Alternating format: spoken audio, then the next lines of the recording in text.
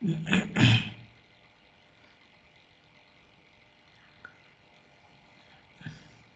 right. Good afternoon, everybody. So we will start where we left off yesterday.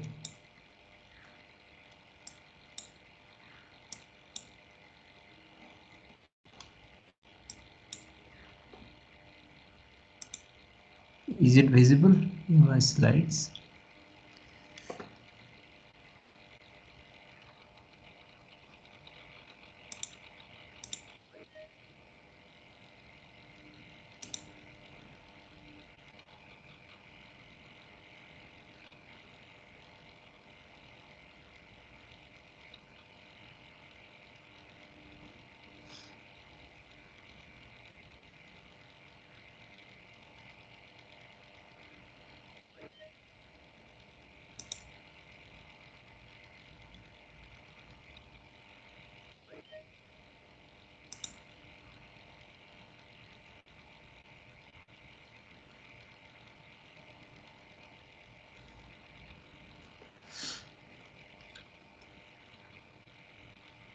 Can you see the slides? Yes, sir. Yes.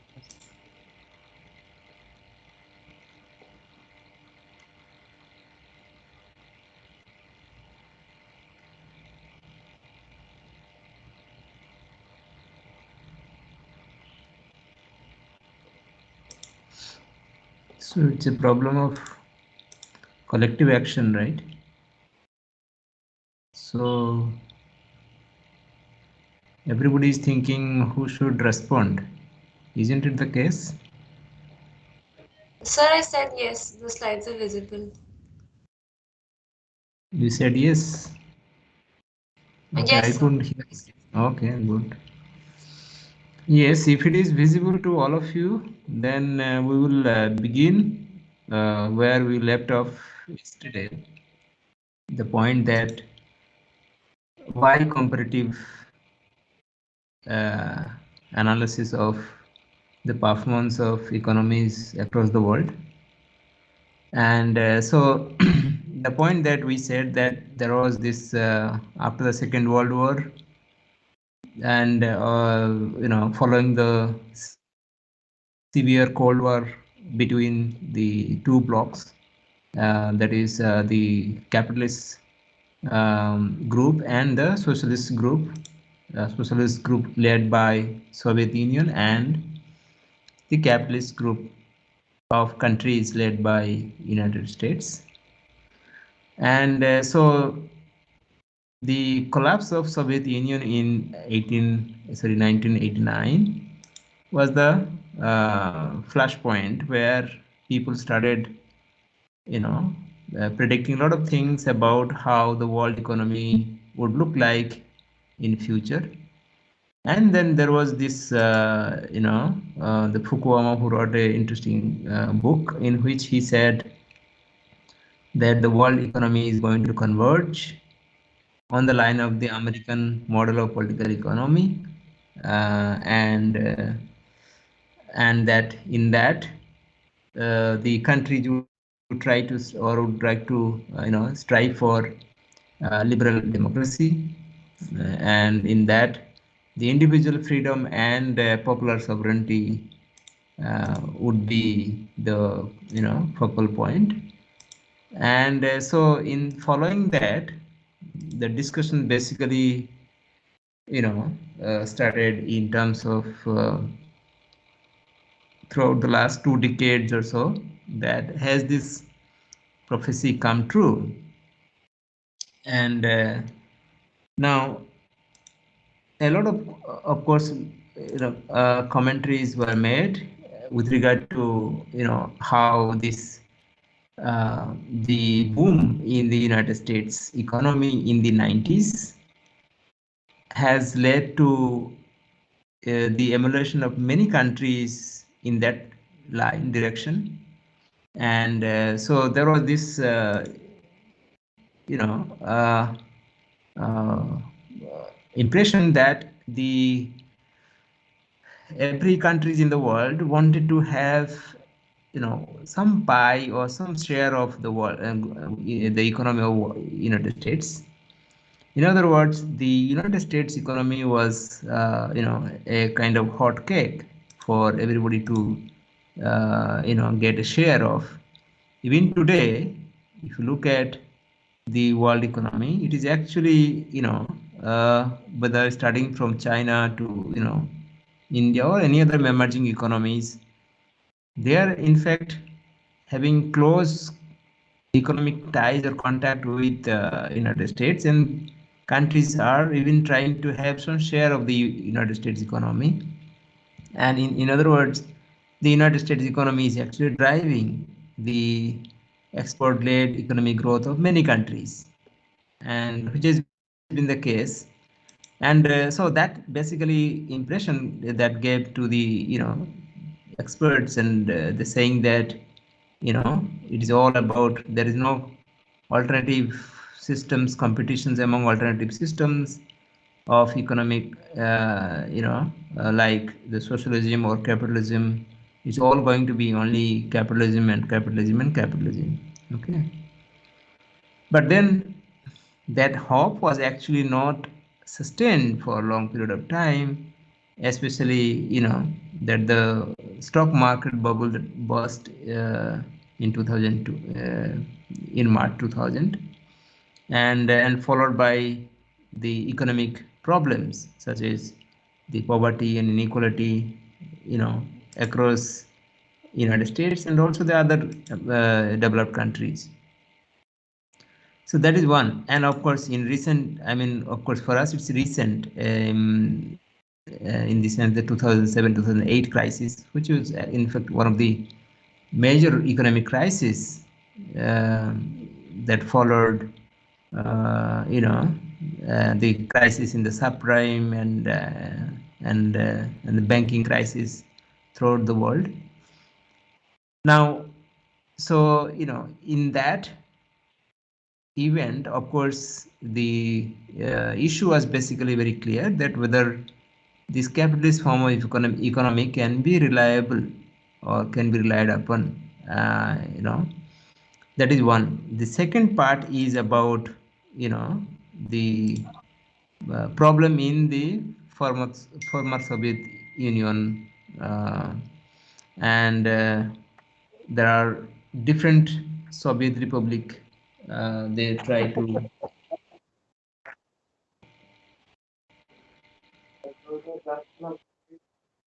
Eh, very funny. Hello, Burman, are you saying something?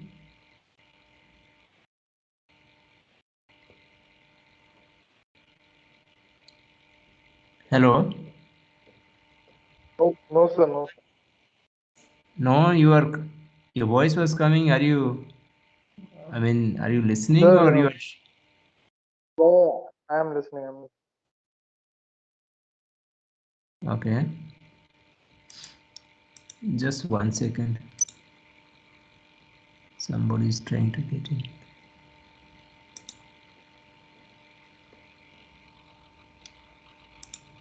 Okay. So as we said in the previous class, that the after the collapse of Soviet Union, there are many satellite countries, there which are, operating under Soviet Union. They all try to transit to market economies, and so that was, again, the experiences in those countries were not unique, or they are not uniform, rather, and they are all having varying degree of variation, I mean, in terms of their performance.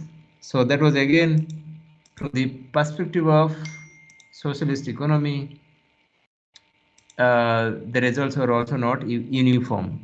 And so the other market economies, which are, fairly, I mean, they are having their own identifications, and they're having their own model. One example is the Japan. the and now, as I said in the previous class, the Japanese economy experienced a huge stagnation for long period of time. Even today also they are struggling, and they are not able to recover, primarily because of the fact that they faced huge amount of competitions from China, from India, and other countries where the emerging economies with different technological know-how and R&D have somehow uh, overshadowed the entire the Japanese economy and their success for over the last uh, several decades.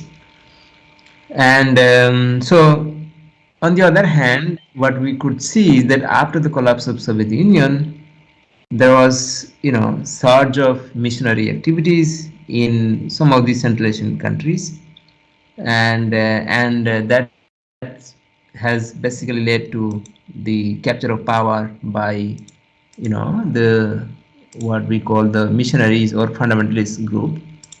And so that was basically the scenario. Now, why we are discussing all of this? Because what you're trying to understand is that um, how different systems are actually producing different types of outcomes, which are in fact not consistent, and as a result, if you want to assess the performance of a particular system, then we have to see the totality of that. And so what we are saying is that we are simply looking at these systems, what has produced, the kind of results that the systems has produced over the years. Now, so we saw that in both socialist system and capitalist system, there are issues, and so none of those systems are actually foolproof in terms of providing the long-term sustained economic growth, and thereby better living standards, and producing a lasting result. And so now, as a result of that, the other segment or other segment of economies, which are not falling under either pure socialist or pure capitalist uh, group, and the there is something called third way, which is in between the capitalism and socialism. And so that is basically what the experts are saying, that the fundamentalists, they are in fact having a kind of a influence in the economy, which is actually neither capitalist systems nor a socialist systems, but a third alternative economic systems, which is basically influenced by the personal moral conducts, codes based on religion, customs, traditions, but they're not exactly the total system of economic and political organizations of society. um, and so what you're basically saying is that one of the starkest, or rather sharp group that were seen as a kind of a total social and economic and political systems, is basically the Islamic world. What people call the fundamentalist groups. Either they have taken control of the governments, running the government. In recent times, Taliban in Afghanistan, or they are in the leading oppositions to the existing governments, trying to force government to put the economy in certain path, and what they believe to be the best possible options, looking at comparing the capitalist as well as the socialist systems. So, so what we could understand and from this is that whether this third way, in other words, what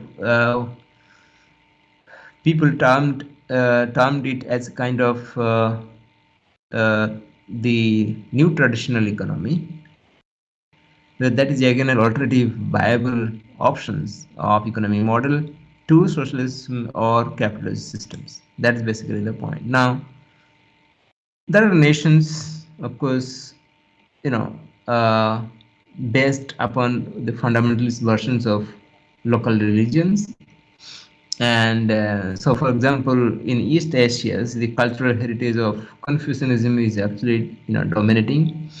The Confucianism ideas uh, is heavily embedded in let's say in China and in Japan, and so most of these East Asian countries are actually influenced by that.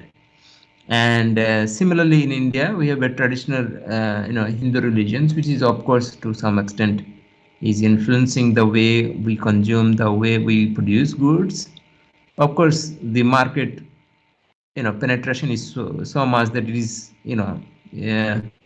subdued uh, you know out of the pressure that the market is giving in terms of trying to find ways to to resurface. Sometimes we come across that. And then of course in Pakistan, for example, the economic system is based on law of Sharia and many other things, and Iran and other countries that we will be talking about, they also have heavily embedded. I mean, some of the religious tenets of the societies are heavily embedded with economic activities and production and consumption activities. Now, so therefore this appeal to economic systems based on traditional religion is termed as the new traditional economy. And some of the experts says that it gives a serious alternative to this socialist and capitalist economy. Now, to what extent this is true, we'll investigate in this class, whether that is the case, and or it is all about what Fukuyama says, that is all the countries or all the religions, the regions in the world, they're actually moving on that uh, converging towards the US model of political economy. So whether that is true or not, we will basically see. And now, one thing I would like to point out at this moment is that when you look at these transition economies, especially the Central Asian economies, I pointed out yesterday that the transition from socialist economy towards market economy, the transition is not smooth for all the countries. That basically what smooth, I mean that the transition was not uniform. They're not producing uniform outcomes. So there are huge variations.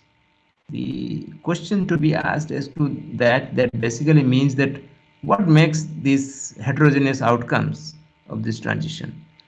That basically means that there could be some other factors which are coming in between, and it's just mixing up things.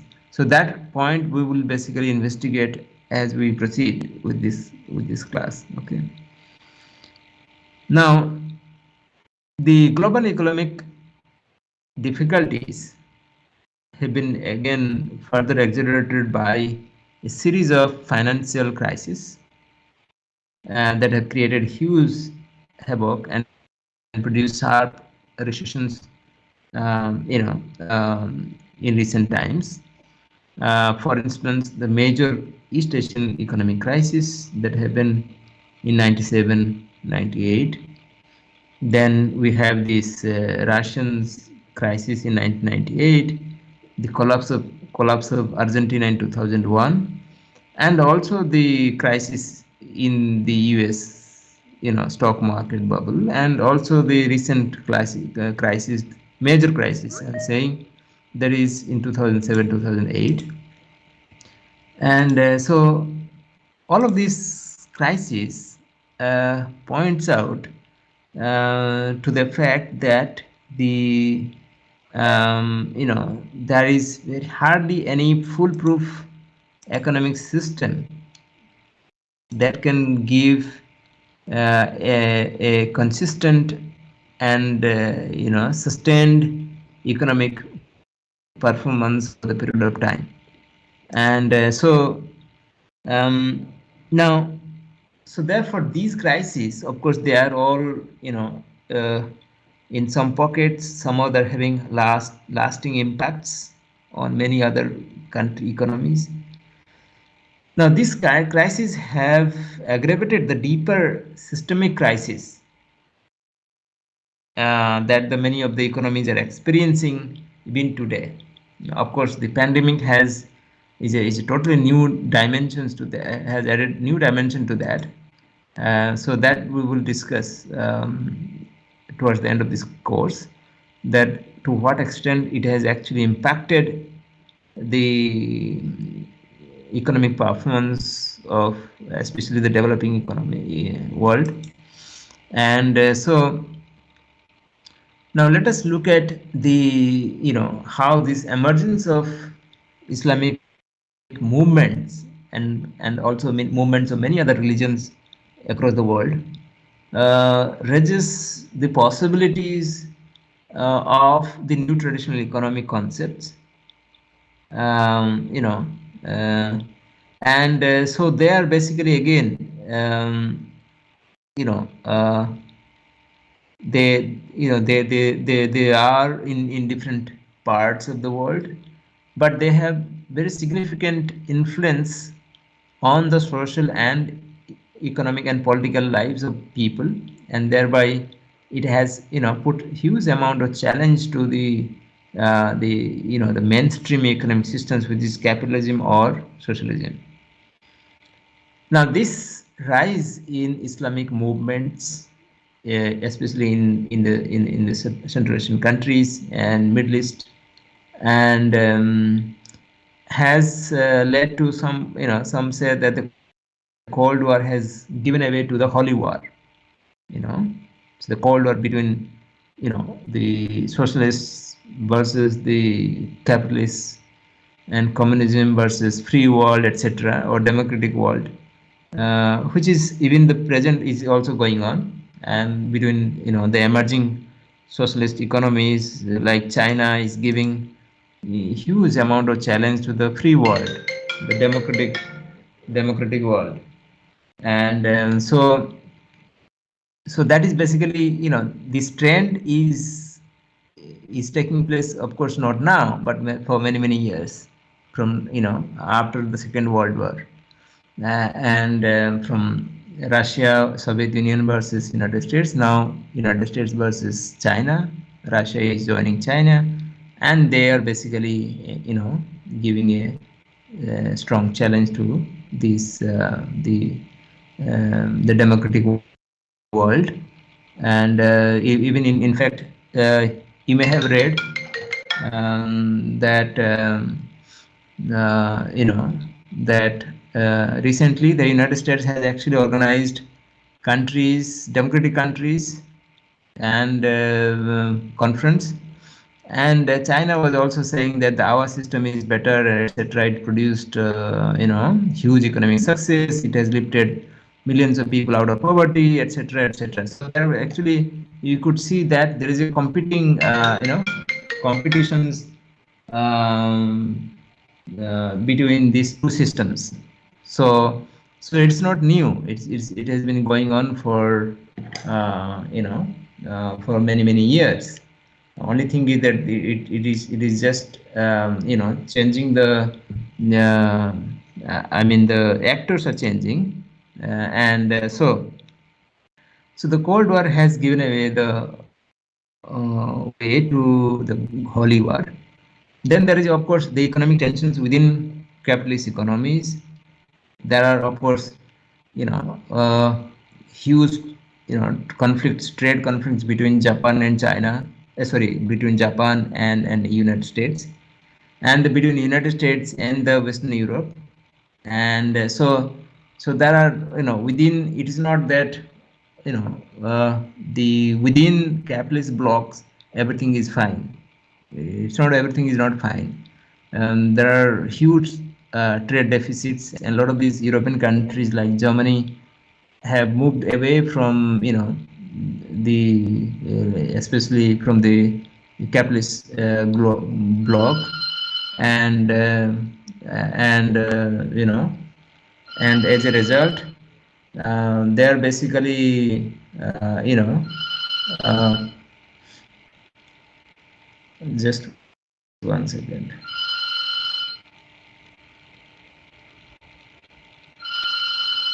So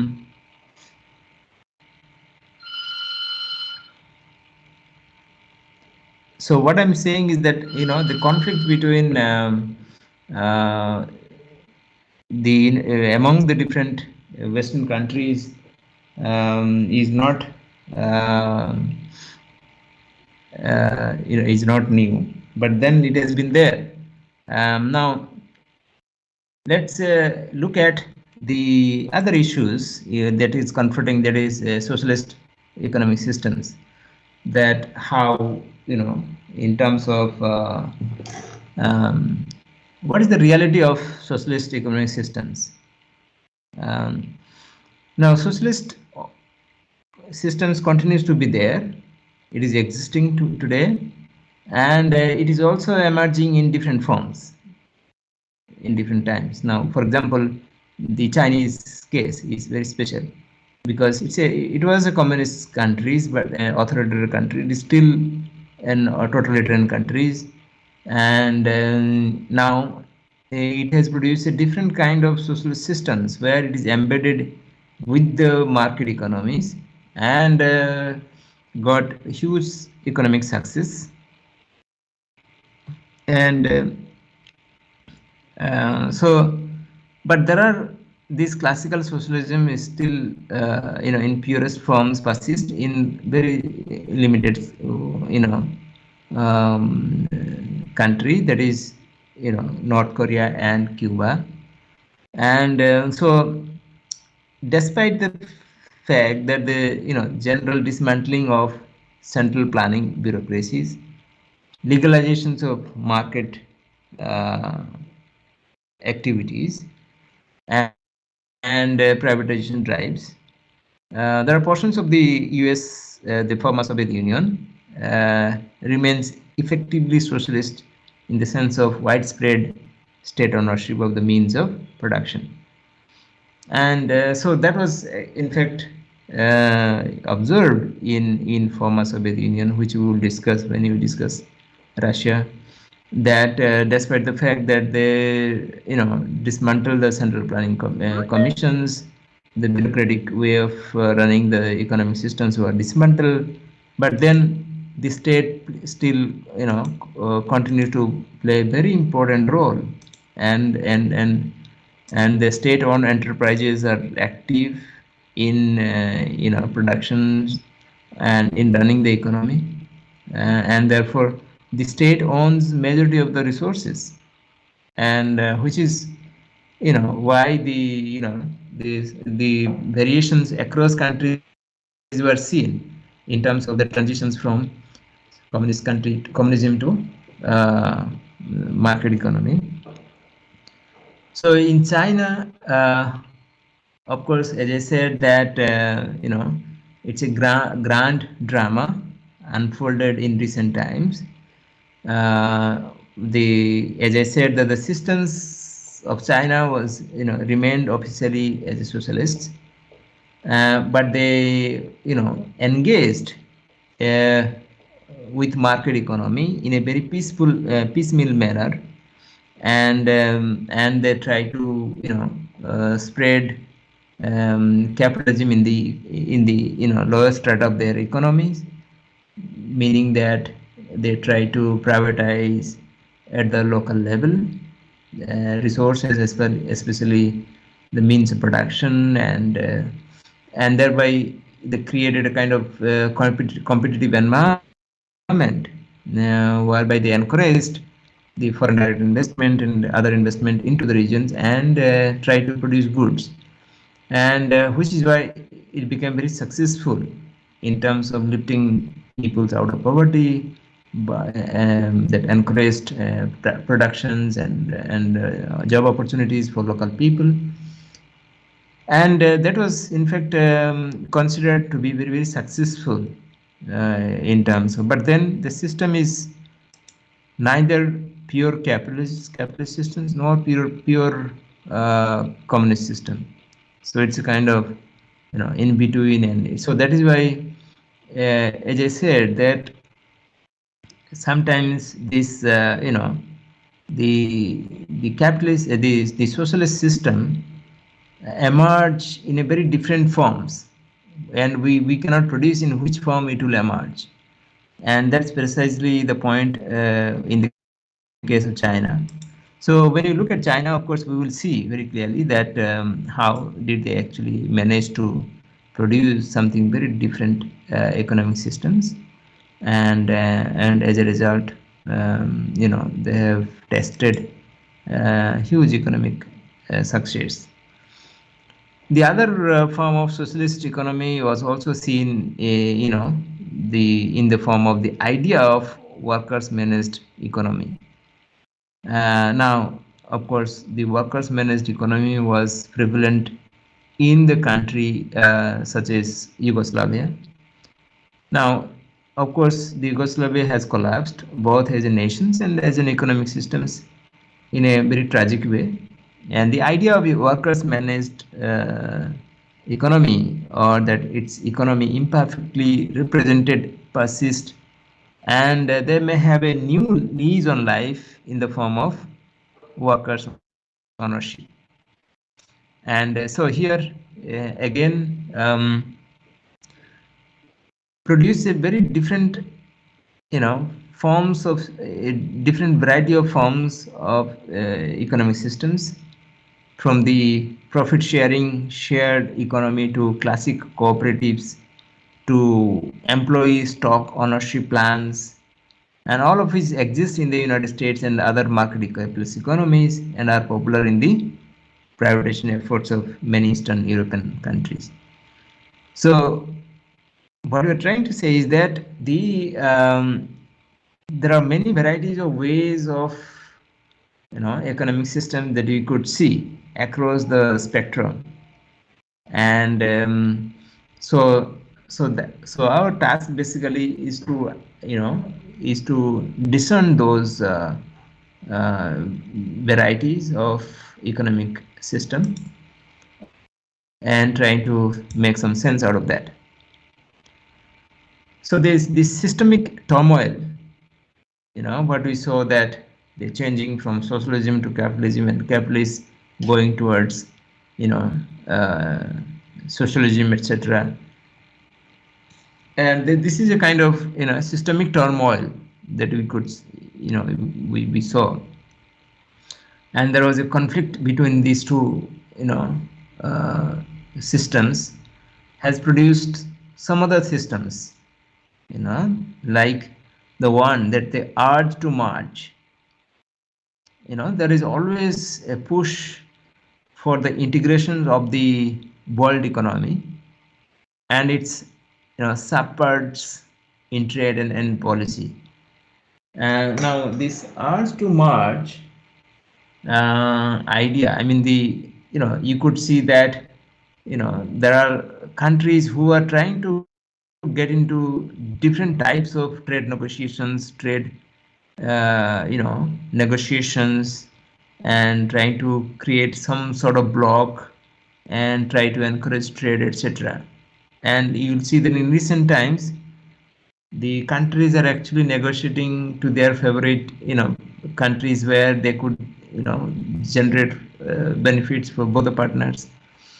And China, India, European Union, US, they all have entered many negotiations, trade negotiations, and then they try to create a bloc and especially in terms of the trade, and of course now recently there are the military sphere, they also have formed bloc, and quad is one example. Okay, of course it's all purely on military ground, but then many other dimensions, the development dimensions also involved in that, sharing resources, etc., trade, movement of goods. This is one. Then there is other, the conflicts that have emerged is that that is the drive to divide, the urge to merge and drive to divide. Uh, so the drive to divide is basically the push for independence, by small countries, small entities.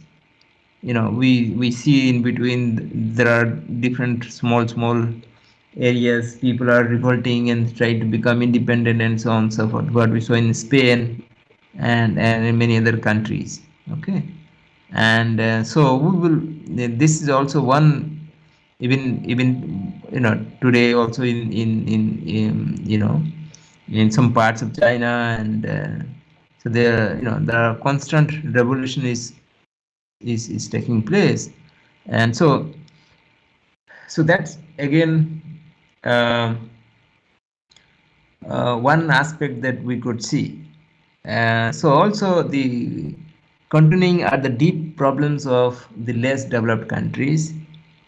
Many of the poor countries are in outright economic decline as they search for appropriate systems in this changing environment. You know, from African countries to Sri Lanka to Maldives and many other countries, they all are trying to grapple with the current systems and trying to be part of the which block, and what benefits it's likely to get, and all of that. Mm, so all of that are basically thing that we will discuss, that how these countries are caught in between this turmoil, and also their economic problems, the deep-rooted economic problems. Now these difficulties are again further increased by global stagnations of economic growth, which aggravates the systemic crisis which the many economies are experiencing now. Now, so we can try to look at that from all of these um, points. We need to understand that why we need the comparative analysis of the economies across the globe. You understood? Now we know that these problems are there. The systemic problems are there. There are three blocks of people, countries we can see. One is that high income developed capitalist countries are there. Then there are emerging socialist economies are there. Okay, and then there are a lot of poor countries are there. They are basically neither in any of the systems. They are even trying to search assistance for themselves. So therefore this urge to merge and drive to divide, on all of these are basically is basically seen out of this turmoil. Now for that reason precisely, that we need to have a study, comparative economics. The study of comparative economics has never been more important as it is today, because uh, today, with all of these problems and difficulties that the countries are going through, I think the comparative economic studies is as important today than it has been, and the subject itself is of course undergoing tremendous transformation, because as I said in the previous class, that every moment is changing, and situation is very dramatically changing, and So the objects of course of study is also undergoing tremendous change, transformations. So achieving a deep understanding of these transformations of economic systems depends on the understanding of the cultural social context within which these historical processes are evolved. Now, see, the question is, as I said, that how a country is evolved so far and what kind of trajectory it will take in the future. It all depends on its cultural and social context. Now, that is the thing that we will be actually studying in this course. And as I said, that even if you look at the transition economies, so the outcomes are not uniform. There have been huge variations. So we will need to actually unearth, what factors contribute to these variations.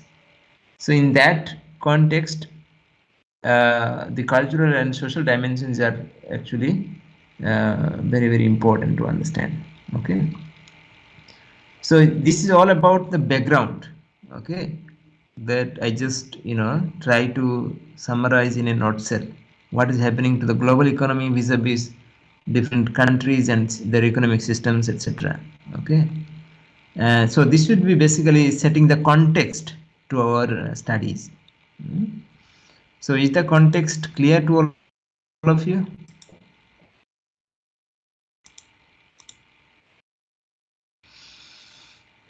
Mm? Is the context clear what you are discussing? Yes, sir. Yes, sir. Okay. So the point very basically we will be looking at is this simple, that of course if the next set of questions is basically this, that okay, if you want to compare economies and their performance, then how do you go about in comparing? you know we need some kind of conceptual framework. We need some kind of understanding in terms of the identifying certain variables, that okay, these are the variables that we can look at, and these are the approaches that we can follow while comparing the economies. Okay, so in that context we would be basically looking at that how do we compare economies, or how do you classify economies. Hmm? Okay, now we need to ask questions, that what do we mean by economy? What we mean by economy? What do you mean by an economy when it is an economy? Can anybody try? What do you mean by an economy?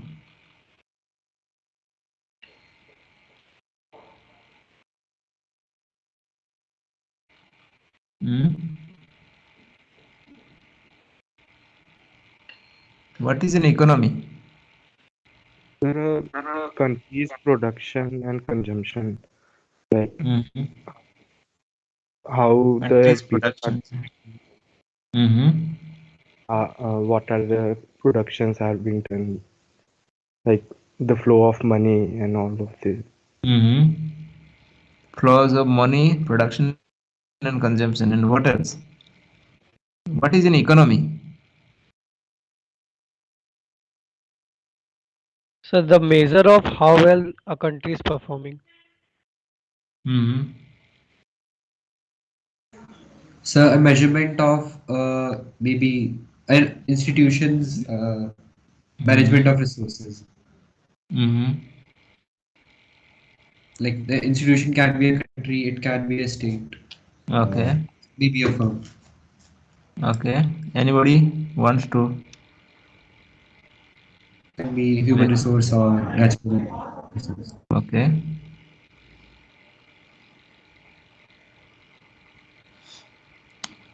So, what is an economy? I mean, basically, you see that you are a student of economics. If somebody asks you what is an economy, don't jump into the stock market and all that. The ordinary people would not understand all of this. Hmm? What is an economy? In a very very you know let's say, simplistic term, in simple term.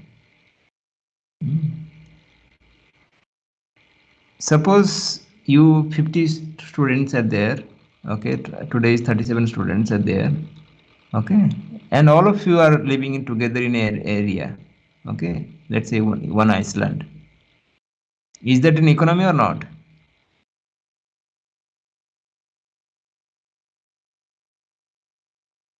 Hmm?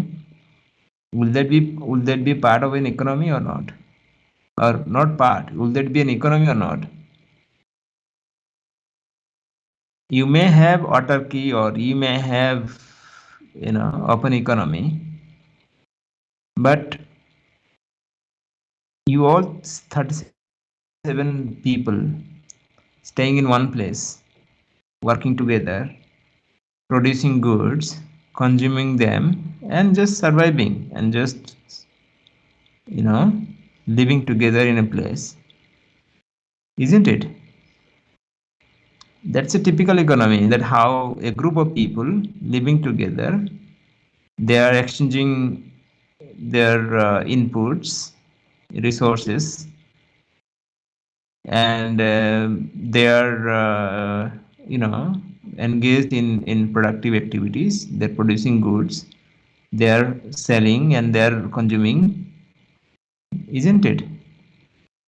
And so this is a typical, economy that we are talking about, in a typical sense, that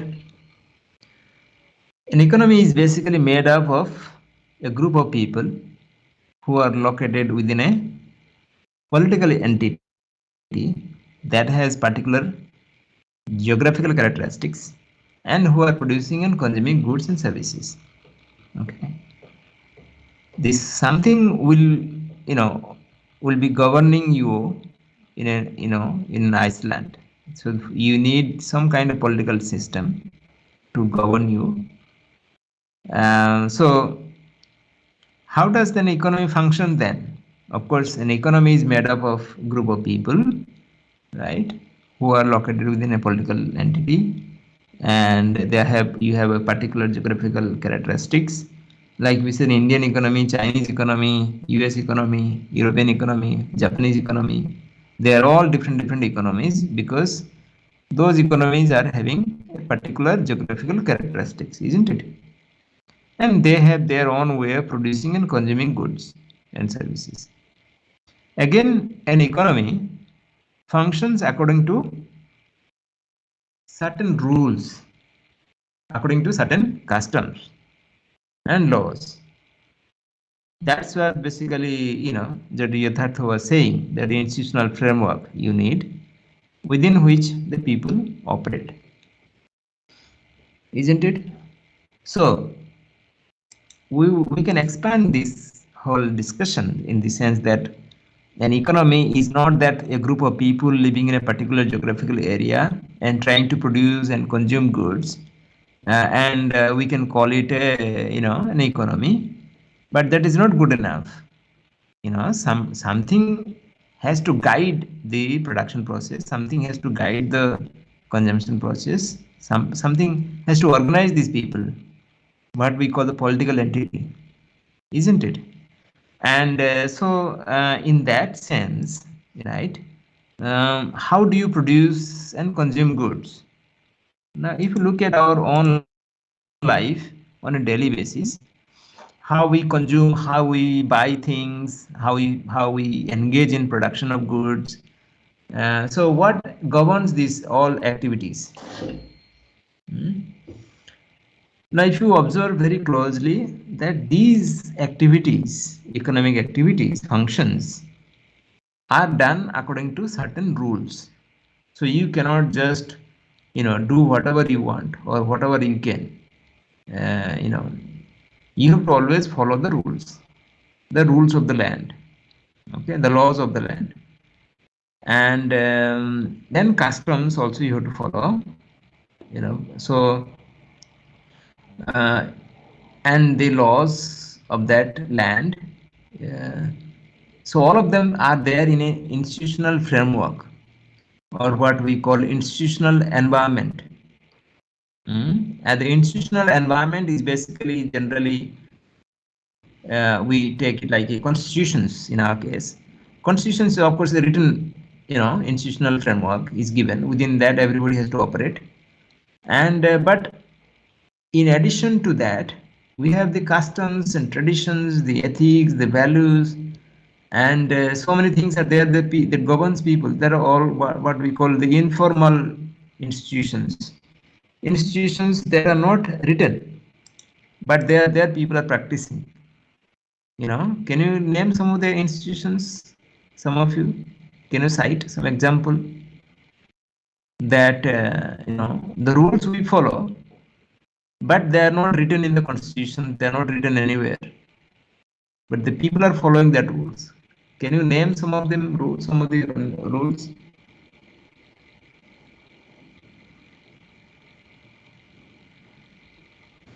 Wearing face mask in public. Sorry, Laksha. That, like there are a lot of rules which are not in constitution, but people follow just for morals, yes, for moral duty. Which one? Example. Like say, wearing helmets while driving or wearing seat belts. No, wearing seatbelts all written there. Otherwise, the police will catch you. It's all in traffic rules. That is written.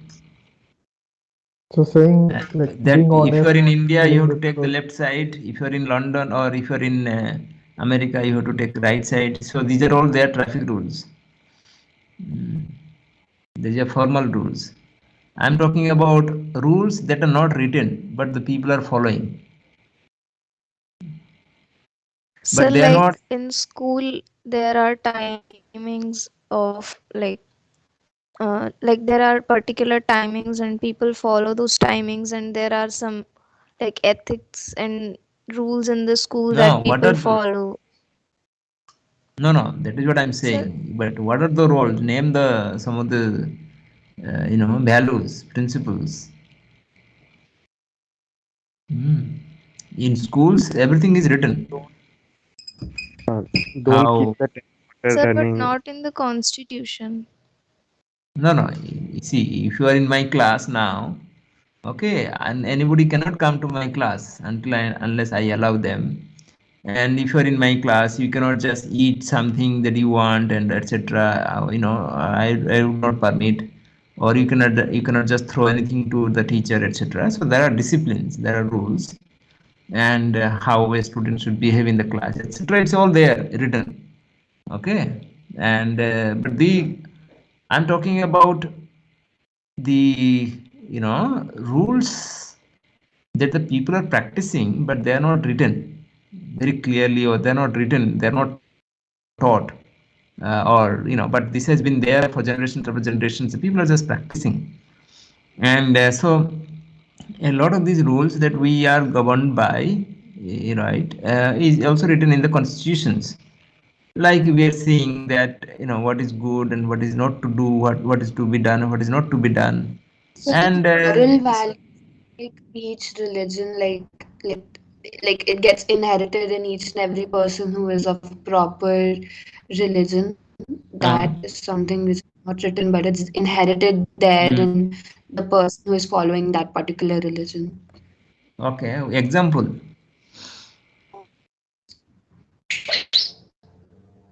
There's a lot of the example that you can come up. I mean, you don't have to be so unclear and vague. For instance, like giving respect to the elder people.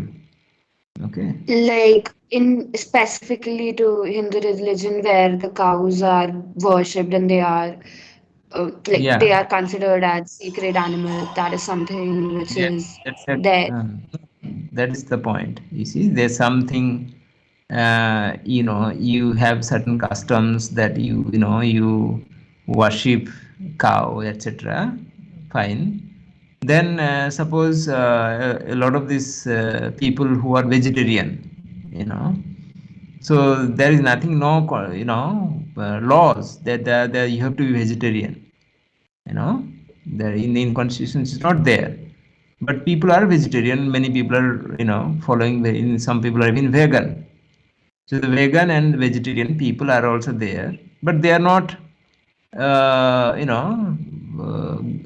bound by any formal rules. That's all. Now there are similar kind of laws the people are customs the people are following for centuries upon centuries. But these are behaviors which are having a serious impact or influence on the economy, in the sense that it influences the production process, it influences the consumption process, etc. So if you are from Gujarat and it's not easy to to go and cook meat, for example, anywhere, any society you want, etc. It's very difficult because that's how the people have been inculcated and they have been living, so they don't feel comfortable. And so similarly, if you go to a very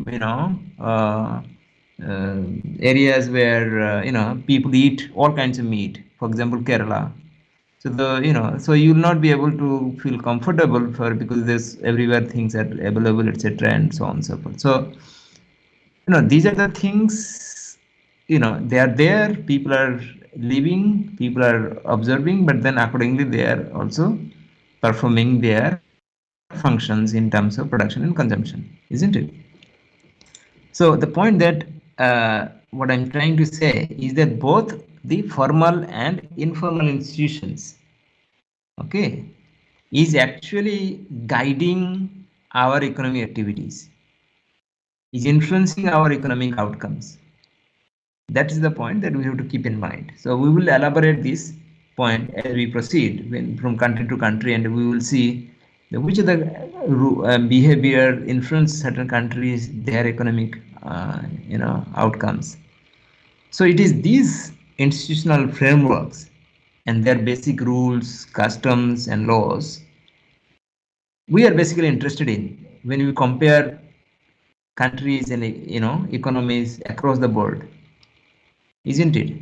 So that's the point that we will be highlighting in most cases, and we will see that why the socialist systems often fail to generate incentives to produce more goods, generate growth, generate employment, and so on and so forth.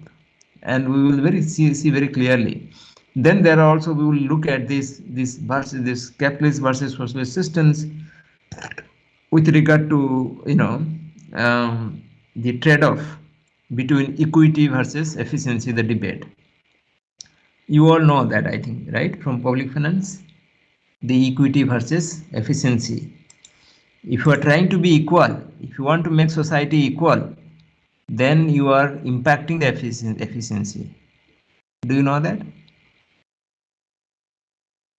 So if you are trying to be more efficient in the economy to generate more growth and more job opportunities, then you will produce more inequality. You know that. So this trade-off is always there. Now, how to balance this trade-off, and which countries have managed to balance this, in what way? And so all of these questions basically quite relevant for our discussions. But for the time being, you just remember that we are basically looking at the institutional frameworks that a particular country has adapted and to foster their economic growth, and how we can learn from there. And there are countries which are having very awful amount of types of institutional framework that have uh, you know in fact halted the economic growth. Okay, so therefore institutional framework can either halt or can foster economic growth. Okay, in recent case in Turkey, the certain steps taken by the ruler has actually damaged their whole economy, and so even today also they are running of 30-40% of inflation and capital flight from the economy, etc. So all of this we will discuss as a contemporary issues as we proceed. But for the time being, you just remember that how a particular economy is formed within a group of by a group of people having particular geographical characteristics, and within that they are producing and consuming goods and services. Okay, and those production and consumptions of goods are governed by the certain laws, rules, and customs. And those roles that those laws and rules and customs are basically nothing but they form the institutional framework. Okay. Now let us proceed further. Now there is an endless variety of aspects of these institutional frameworks that can be considered in classifying economic systems. Okay. So what are those institutional framework? Broadly, 6 aspects are considered that combine and interact with each other in different ways. And so one is that the institutional framework is the allocation mechanism. How the goods are allocated among different agents, economic agents, and the forms of ownership.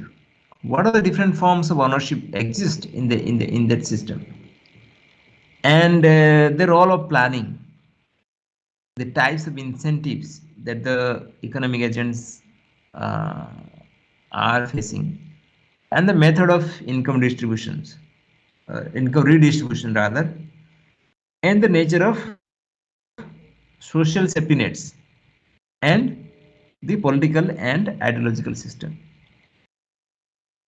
Okay. Now here is the case that these 6 broad types of institutional framework, they often interact with each other.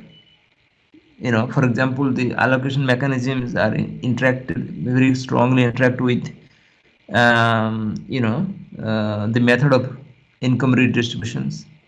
Okay. Forms of ownership also interact with the types of incentive. So all of them are actually quite complexly they interact, and we will basically try to unearth that and try to understand that how how do they in fact uh,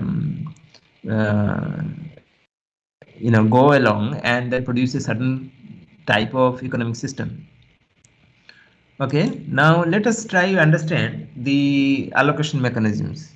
Okay, now all economies in the world, whether they are capitalist economies or socialist economy or mixed economies or new traditional economies, whatever economies they are, they basically they must answer these questions of what, how, and for whom goods and services are produced. Now these are the fundamental questions I think you must have studied in your macroeconomics. We start with that. How, what, and for whom goods are produced. Now 3 basic kinds of allocation mechanisms are there available. I mean, generally from ever since the human beings have formed society and started living in a group. So these 3 kinds of allocation mechanism are basically traditional, market, and command. Now let us just look at how they differ from one another. Now in a traditional economy, allocation decisions depend on customs. What has been done in the past? Like example in caste systems in India. Okay. Now you all know that we follow caste, very strictly, and of course, in recent times because of education, etc., the caste system is now, relaxed a little bit, but still then in many parts of India, the caste systems are prevalent. So if I want to get married, I have to see that I get a bride who is from my caste, whatever caste I have. Now, in that way, the first implications of that is the impact on the allocation mechanisms or decisions, and so that is why a particular sections of society or castes, they remain poor for long period of time. They because they don't get a chance to share the resources with other wealthy communities, because the marriage is not done in that way, and that is why the resources are actually segmented. I mean, they are all remain unequal over the period of time, right? So the custom, how the customs can play an important role in terms of redistributing the wealth, or allocating the resources. And so in a new traditional economy, the effort to embed decision making within a traditional context coincides with an effort to adapt modern technology. So here, um, so in that sense, when you look at the new traditional economy, where the religion and customs come in big way to influence the allocative mechanism, and in that, the technology is also plays a very important role, uh, and then we'll see that how the technology is also helping in terms of making the decisions in that process. That we will discuss when you go to some of these NTE, new traditional economies, and discuss that. Now let's look at the market economy allocations decisions.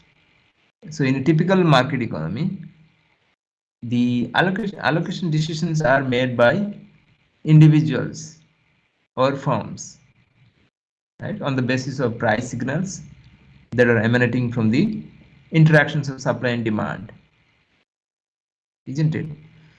So we are, if you compare the traditional one and the market economy allocations, the decisions are quite different here. Here in the traditional one, your caste, for one example, it can be anything else in the tradition, and so that determines your allocative mechanisms. So how the decisions will be made. But here, the decisions will be made purely on the basis of the price signals that emanates from the interactions of supply and demand. Okay. So here again, the every economy ever observed has at least some exchange activity, including North Korea or hunter-gatherer in Kalahari Desert, because no one is actually immune or not, or can survive or can stay without exchanging any activity or any, even if it is in barter systems, they have to exchange certain things, right? So the speed of exchange may vary, right? The intensity of exchange of goods and services may vary, but exchanges are there. It's common for human beings. So what marks a market economy is that a majority of economic decisions are made according to market forces rather than traditional or command. Okay. So the market forces here, the price signals, is the basis on which the exchanges are, uh, exchanges takes place. Okay. So now let us look at the command economy. So in a command economy, the most important allocation decisions are made by government or the government authorities, and they are imposed by law or by force, which happens in the socialist economy largely, or in a totalitarian economy country. Now, they rose in ancient empires such as Sumer and Egypt, which were the first strong and extended states wielding absolute power over crucial decision-making process. And so here, the beginning of the state taking over the allocation mechanism is started with the Sumer and Egypt, where these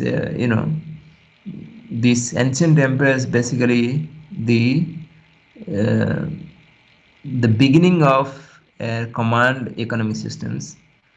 And so there is good reason to believe that the traditional and market allocation mechanisms long predated the command economies of these empires, which date back only 5,000 years. Okay.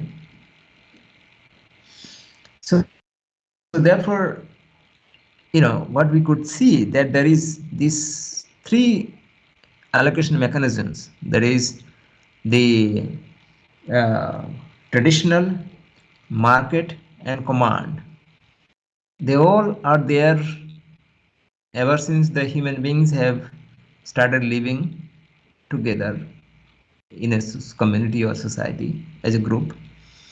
And so that's basically uh, the point. But now today, of course, if you look at the allocation mechanisms, it varies from society to societies, it varies from country to countries, but again it's all emerging towards this either two ways, either the hugely government controlled allocation mechanisms or market signals. And we could also see that if you go to the specific country, and we will see that whether the country is actually allocating decisions are made on the basis of market or is made on the basis of the government decision making or the command or the tradition, and all of that can be easily seen, and we will see that. So is this clear to all of you, these three mechanisms: tradition, market, and command?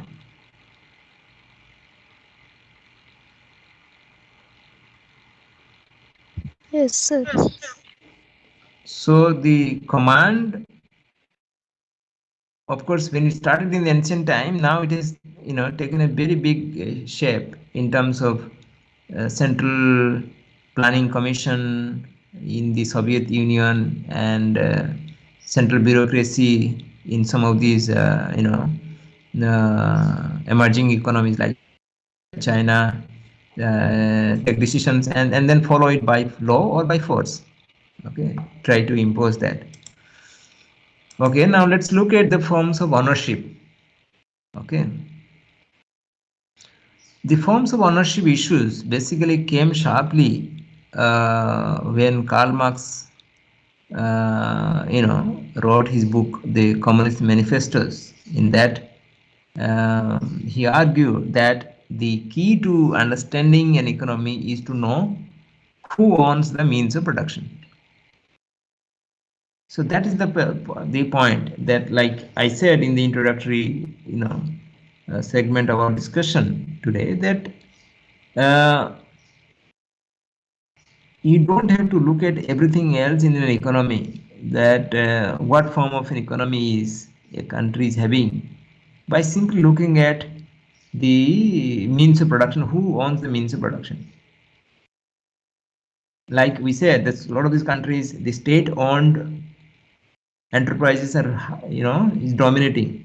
Basically means this is basically kind of socialist form of government is going on, although it may have a democratic setup, but basically the ownership is actually means of productions of are owned by the state.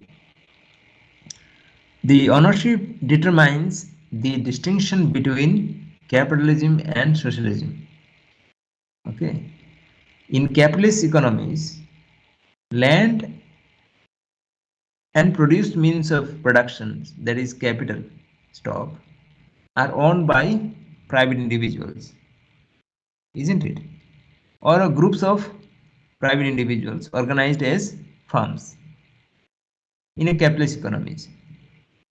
Now, in socialist, in contrast to that, in socialist economy, we see that the state owns the land and the capital stock, right? So here, as you said, that the central planning board decides about everything, and the government is controlling that central planning board through their, you know, network of bureaucracy and so on and so forth. This is one. So the another one is that cooperatives and workers managed. This can be another way of looking at things, like I said, the Yugoslavia experiment, Marshall Tito, which we'll discuss. And that is, you know, the state doesn't come into the picture. Whatever farms are managed by the workers or cooperatives. Decisions are made by all the workers, and so on and so forth. So it's basically kind of, you know, another variety of way of, you know, the forms of ownership that we could see. Of course, from this, the workers managed, you know, ownership of farms. The idea from this, the idea of, you know, giving shares to the CEOs and employees in many corporations in today's times is also coming from that only, right? Where the companies are trying to encourage the employees, you know, to give their best.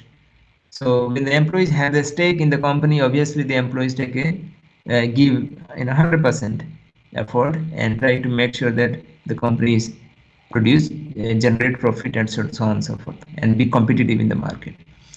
So that's why the workers managed corporations or, you know, cooperatives are becoming, you know, very important, you know, way of running the economy.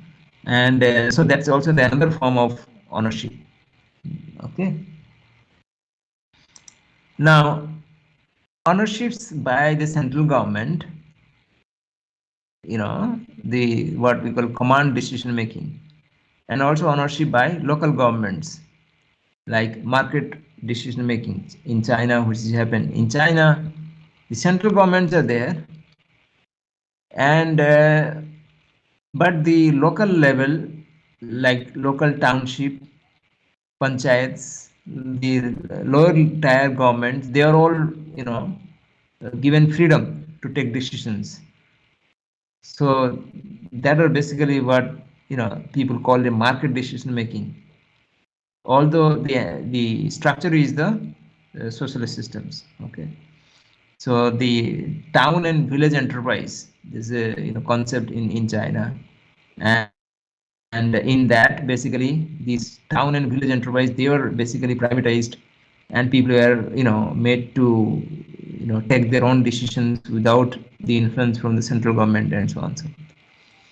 So the ownership by organized religious groups, which is consistent with the traditional economic systems like Roman Catholic Church, Islamic organizations in Iran, all of them also forms another set of, you know, ownership, because the Roman Catholic Church, you know, is the wealthiest religious organizations in the world. Billions of dollars, they have industries, and, you know, they have land, property, and so on and so forth. So they themselves is a basically an economy, and so they influence. Similarly, the Islamic organizations, they have a huge property across cities and towns, and you know, especially in countries like Pakistan, and also they wield a huge amount of influence in the economy. So the other sort of, I mean, the ownership forms of ownership is seen in terms of the market capitalism, which we, you know, the what we see in US, and also the command socialist economy in Soviet Union. And so then there is also the other forms of ownership, what we call market socialism, like the one that in China and also in Yugoslavia, and the command capitalist systems also there. There is a Nazi Germany, in South Korea in 70s. So there is a command capitalist system, and so in that sense, we saw that the whole range of forms of ownership. So did you understand the command capitalism versus pure capitalism, or market capitalism versus market socialism? So you could see that how the and then command socialism also there.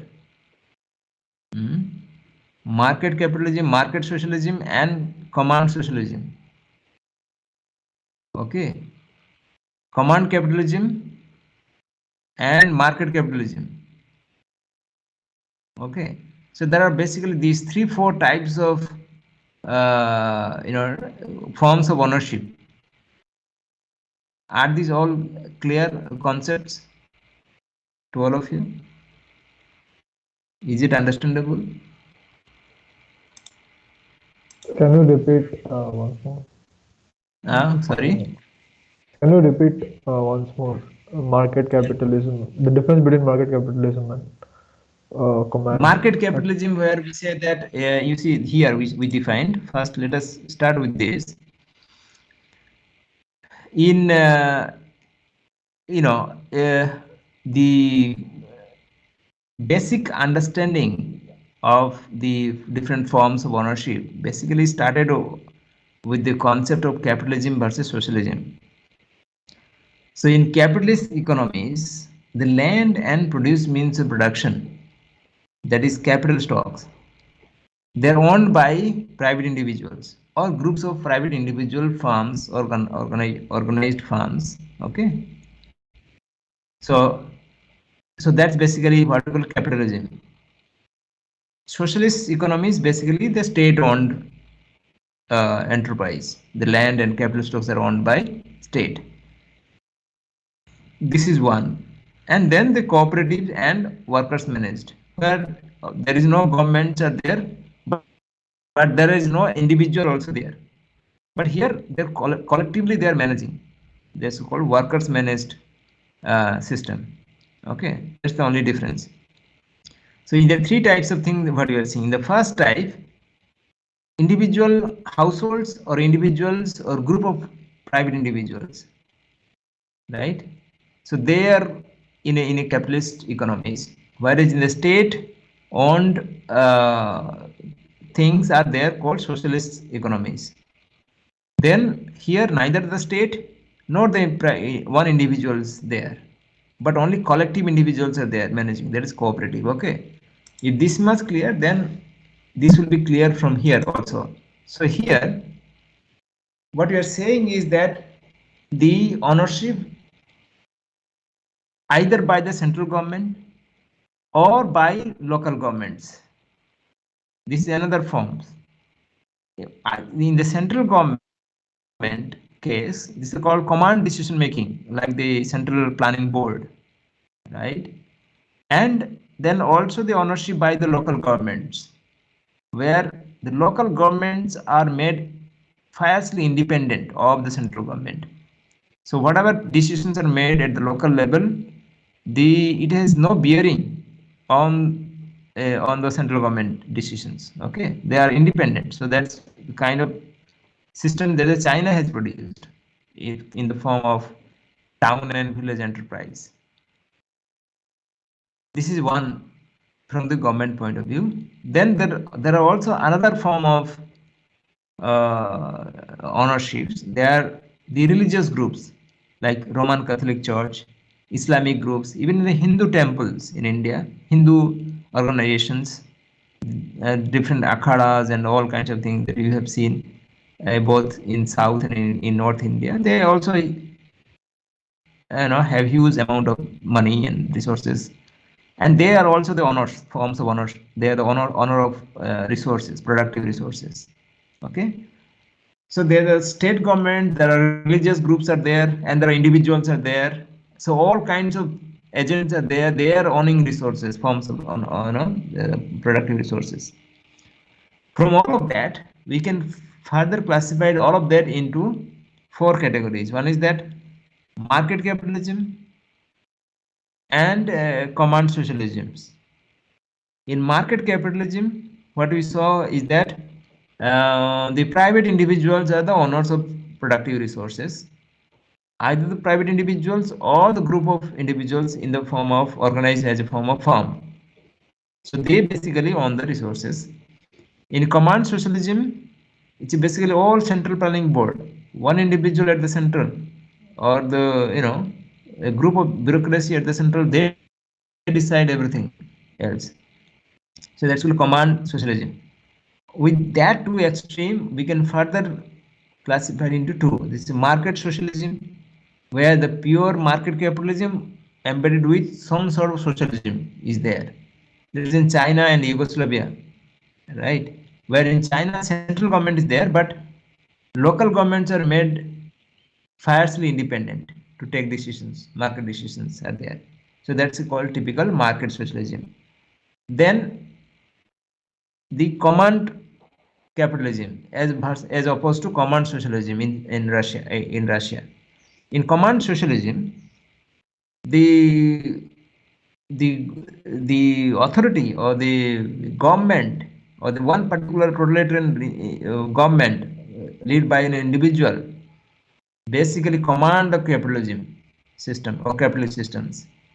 That in Hitler time during Hitler regime in Germany and also in South Korea it was observed, and that is basically the classifications, right? So you have the two two extreme points. One is that command socialism and pure market capitalism, and in between you have other two types, market socialism and command capitalism. Okay, and all of them will be discussing as we proceed, that how these kind of forms of ownership also influence the economic outcomes and the policy decisions in those particular countries. Sir, I have a Yeah. question. Yeah. So isn't command capitalism similar to like command socialism? Because like you said, in command capitalism, there is one individual who is like owner of the capital stock, right? No, they are not owner of the capital. In command capitalism, what happens is that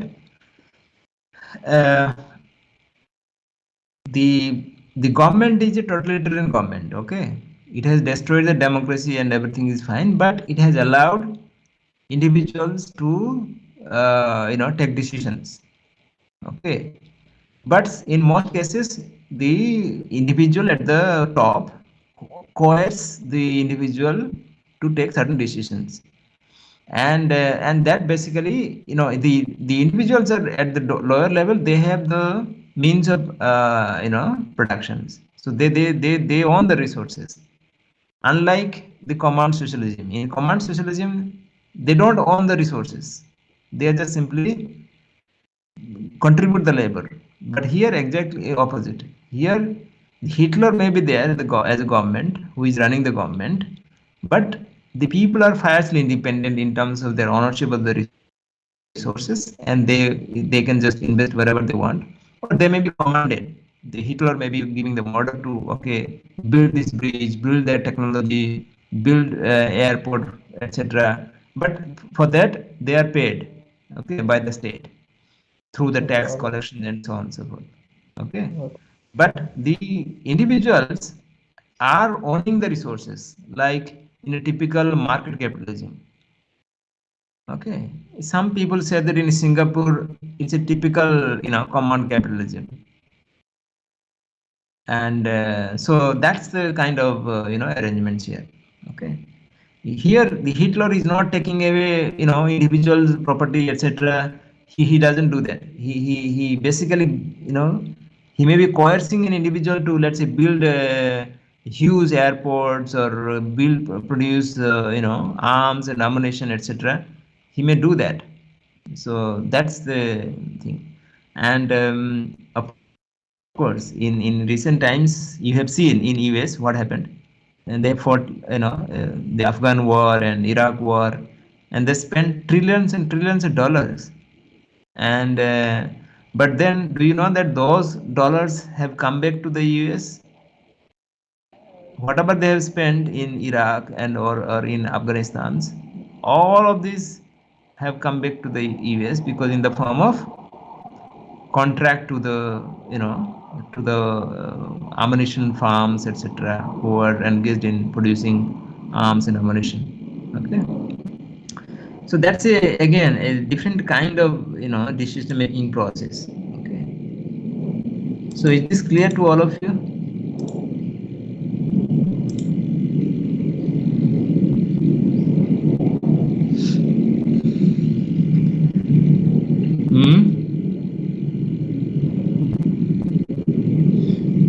Yes. Okay, so if it is clear, then we will stop here. We will meet next week. Okay.